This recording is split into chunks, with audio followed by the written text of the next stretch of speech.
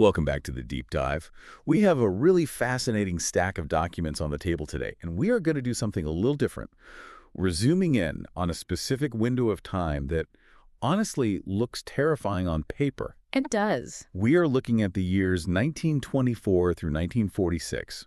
Yeah, it's a heavy era. I mean, just looking at the dates, you are booking your stay right between the tail end of the Roaring Twenties, straight through the Great Depression, and then right into the aftermath of World War II. Right, and that's the hook for me. If you were going to sit down and, I don't know, write a business plan for expanding a global organization, you probably wouldn't pick the Great Depression and a World War as your ideal launch window. Definitely not. Those are usually times for retrenchment, for hiding out, and just waiting for the storm to pass. But we're looking at Section 9 of the Church Heritage Manual today, and the title of this section is Progress Despite Reverses. And that is really our mission for this deep dive. We need to figure out how this movement, which was facing the death of its founders, a total financial collapse, and global warfare, didn't just survive, but actually exploded in growth. It's so counterintuitive. Logic dictates they should have stagnated. But the data, the actual material here, shows massive global expansion, the standardization of their beliefs, and the invention of things like medical boats and youth camping. So let's peel this back layer by layer. I want to start with the identity crisis. Yeah. Because before the money ran out, the people, well, the original people, ran out. Right, you're talking about the end of the pioneer era. Exactly. The text flags 1924 as a pivotal year. J.N. Loughborough dies. Now, the manual explicitly calls him the last of the pioneers. Why is that specific designation so important? Well, it's a massive psychological blow for any movement. Think about it. For decades, the organization had these living anchors people who were there at the very start. They held the institutional memory. They knew why things were done a certain way. Exactly. They were in the room when the decision was made. It's the founder's trap, right? When the charismatic founders die, usually the startup dies with them, or it splinters into a dozen different fighting factions. So in 1924, when Loughborough passes, there had to be this palpable fear hanging in the air. Is this it? Is the movement over? That was the anxiety, for sure. Without the original personalities to steer the ship, would it lose its way? Would it dilute its message? But the source material highlights something fascinating here. It turns out the movement had successfully transitioned from being personality-driven to being mission-driven. And the proof is in the numbers. I was looking at the stats for the General Conference session in 1926, just 2 years after Loughborough dies. It wasn't a funeral, it was a launch party. It really was a huge surge of activity. The manual notes that in that single session, they sent, 150 workers overseas? 150 workers to new fields. And looking at this list, it's not just we sent the guy to the next town over. Yeah. It's this aggressive global push. I mean, listen to the spread here. Ethiopia, Japan, Poland, Angola, the Philippines, China, Malaya, Java, Trinidad, India. It represents a fundamental shift in mindset. They stopped looking inward at who they had lost, the pioneers, and they started looking outward at where they hadn't gone yet. They also started planting flags. The manual lists new missions organized in the South Seas, the Middle East, the Cameroons, Brazil, the West Indies. And that infrastructure is key. It means they weren't just sending tourists or, temporary visitors. They were building institutions. They were putting down roots in places where they had zero safety net. So hurdle number one, the founders die. Result, the movement goes global. Check. But then we hit hurdle number two, and this is the big one. The money. The 1930s. The Great Depression. The stock market crashes. Banks fail. Unemployment skyrockets globally. And right in the middle of this financial hurricane, the church elects a new leader in 1930, a guy named C.H. Watson. Now, Watson is an interesting character study given the context. He was the president of the Australasian division before this, but the text notes he wasn't chosen for his, say, dynamic preaching or his deep theological treatises. So why was he picked? Financial integrity and business acumen. The leadership saw the storm clouds on the horizon. They realized they didn't need a philosopher at that specific moment. They needed someone who understood the ledger. A CFO type. Yeah. Someone who understood how to stop the bleeding. Exactly. And the bleeding was severe. This was my double take moment in the reading. The source explicitly states that during this period, church income decreased by $54 million. In today's money, that is an astronomical sum. For a nonprofit dependent on voluntary donations, a loss of that magnitude should have been a death sentence. $54 million. Yeah. Gone. You'd assume they would start firing people, closing schools, retreating back to safety. But here is the paradox of Section 9.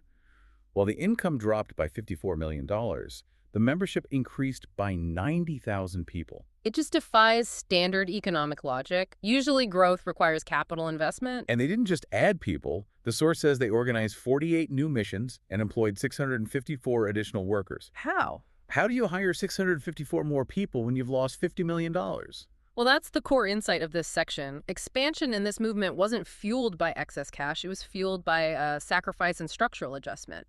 When the budget got cut, the dedication went up. Watson's role was crucial. He managed the scarcity so the organization didn't collapse. But the growth, that came from the grassroots level. It suggests that the mission was more important to the members than their bank accounts. Or perhaps that during a depression, when everything else in the world is failing, banks, governments, jobs people are looking for something that lasts. They're looking for community, for meaning, for hope. That's a really good point.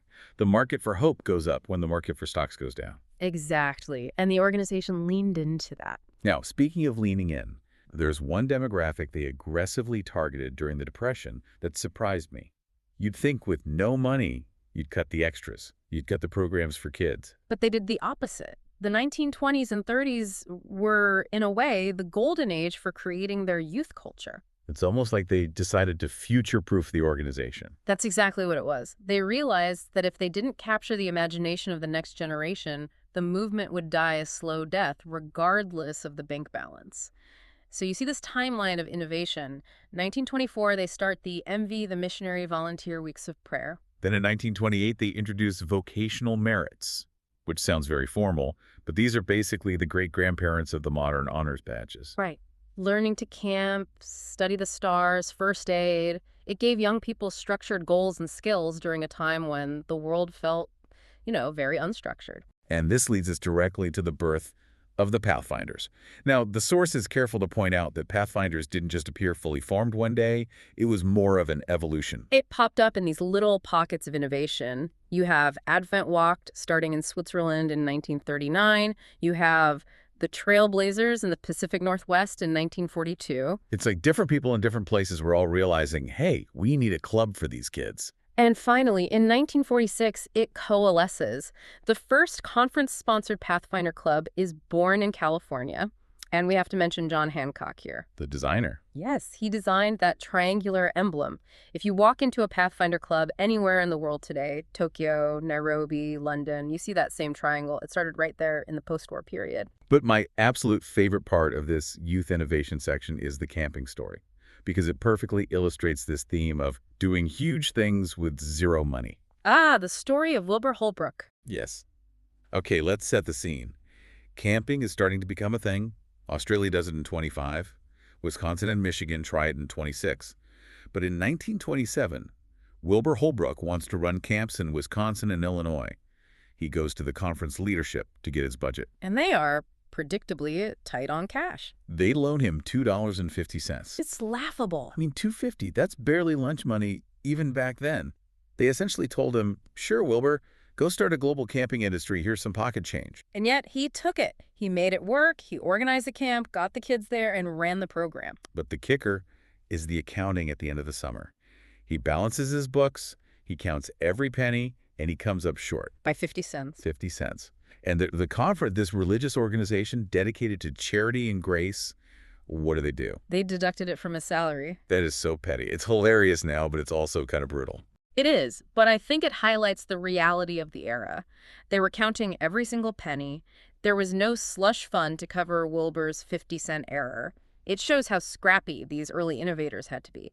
They were building these massive programs on their own backs and, well, at their own financial risk. It's inspiring. You don't need $1 million grant. You need $2.50 and a willingness to lose 50 cents of your own pay. And look at the result. Camping became one of the most effective tools for their youth ministry globally. So we have global expansion, we have youth ministry, but we also have innovation in how they reached people. And this brings us to the Amazon. The story of the medical launches. This feels like an adventure movie script. We were talking about 1931, the Amazon River. And you have Leo B. Hallowell and his wife, Jessie. Now, standard mission work before this was usually go to a village, build a church, preach. But the Amazon is different.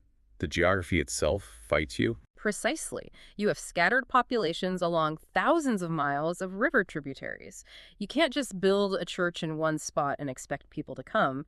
The people are mobile and isolated, so the mission had to be mobile. So they built the Lucero Eye? Their boat. But it wasn't just a transport vessel, it was a floating clinic. This is the brilliance of it. They realized that the way to people's hearts was through their health. They were treating malaria, pulling teeth, delivering babies. They were meeting immediate, visceral needs. They weren't just talking about the future, they were improving the present. And the source notes that this wasn't just appreciated by the locals, it was recognized by the state. The Halliwells received the highest recognition the Brazilian government gives to civilians. That's a huge validation. It says, we might not agree with your theology, but we cannot deny your contribution to our people.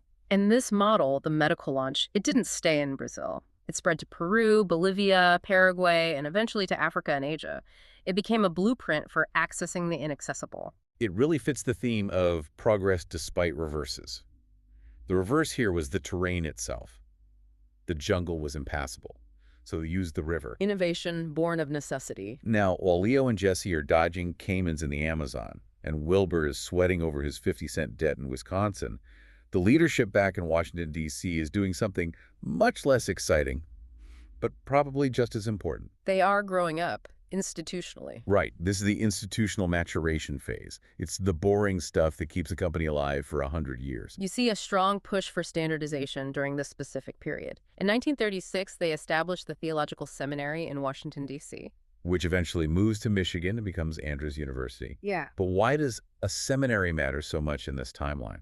It signals a shift from lay preaching to professional leadership. They were acknowledging that as they grew globally, they needed leaders who were formally trained in history, language, and theology. They needed intellectual rigor to match their missional zeal. And they needed to make sure everyone was on the same page. The source talks about the Statement of Fundamental Beliefs in 1931. And this is a delicate balance. The expert analysis in the manual points out that the church historically avoided having a rigid creed. They wanted to remain open to new light. But with thousands of new members joining in places like China, Angola, and Poland, you need consistency. Right. You can't have the guy in Poland teaching something totally different from the guy in Brazil. Exactly. So they adopted a statement of fundamental beliefs, and later in 1941, a uniform baptismal certificate with standardized questions. It ensured that the core identity of the movement remained intact, even as it crossed borders and languages. So they were tightening the ship internally, but externally, they're reaching out in a brand new way. We have to talk about the radio. The Chicken House broadcast. This is another one of those humble beginning stories that I just love. The pioneer here is H.M.S. Richards. He started broadcasting in 1926. 1926. That is extremely early for radio. That's cutting-edge tech. Right. But his studio. The source describes it as a converted chicken house. He apparently padded the walls with burlap to soundproof it. Just picture that. You have the leadership in D.C. worried about budgets, and here is this guy in a coupe, nailing up burlap sacks, talking into a microphone, convinced that radio is the future. And he was right. But notice the lag time in the source. He starts in 1926. When does the denomination officially accept it? 1941. 15 years later. It became the voice of prophecy, a massive global media empire. But for 15 years, it was just a guy, a dream, and a chicken coop. It seems like a pattern in this manual. The innovation always happens on the fringes first. The campers, the boat builders, the radio guys, they're always 10 steps ahead of the official committee meetings. That is almost a universal law of history. Institutions preserve, individuals innovate. So we've navigated the Depression, we've built the boats, we've started the radio shows, but the timeline doesn't end there. We have one more massive wall to hit, 1939. World War II. If the Depression was a financial crisis, this is a logistical nightmare. The source material is very blunt about the obstacles. It was total disruption. First, transportation. You couldn't just book a passage to a mission field. Civilian travel was restricted or impossible due to submarine warfare and, closed borders. Then there's the materials. The source specifically mentions a shortage of paper. Which sounds minor until you realize this is a movement built on publishing. Tracts, books, magazines, that was their internet. If you have no paper, you have no voice. And then the physical destruction.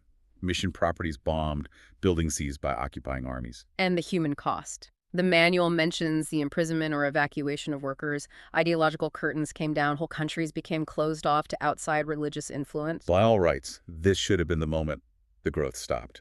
The Depression hurt the wallet, but the war broke the infrastructure. And yet, And yet, the manual concludes this section with a very strong theological assertion. It says, God overrules in all obstacles. because even during the war, the work didn't stop. It changed shape. In some ways, the pressure purified it. When the foreign missionaries were evacuated, the local leaders had to step up. When the printing presses stopped, the personal witness became more important. The reverses actually forced the progress in new directions. It forces resilience. Yeah, You can't be lazy when the world is at war. precisely. So when we look back at this 22-year chunk, 1924 to 1946, it's a masterclass in resilience. We went from a localized American group terrified of losing its founders to a global, standardized, multimedia organization. And they did it during the hardest economic and geopolitical era in modern history. It brings me to a question I've been chewing on since I finished reading this. What's that? We always assume that for an organization to grow, it needs good conditions. We need a strong economy, peace, stability, plenty of capital. But this story suggests the opposite. It suggests that good conditions might actually be bad for mission. Right. Does comfort make us complacent? If they had $54 million more instead of less, would they have ever bothered with the radio or the boats? Or would they have just built nicer buildings? It is the uncomfortable takeaway here. Perhaps the reverses, the hardships, aren't just obstacles to be endured. Maybe they are the necessary fuel for the progress. That is a provocative thought. Maybe we should stop waiting for the perfect time to start something, because the worst time might actually be the best time. I think history, at least in this section of the manual, would agree with you. Well, that's plenty to think about for today. From the $2.50 camp budget to the burlap line chicken coop, thanks for diving into this history with us. See you next time.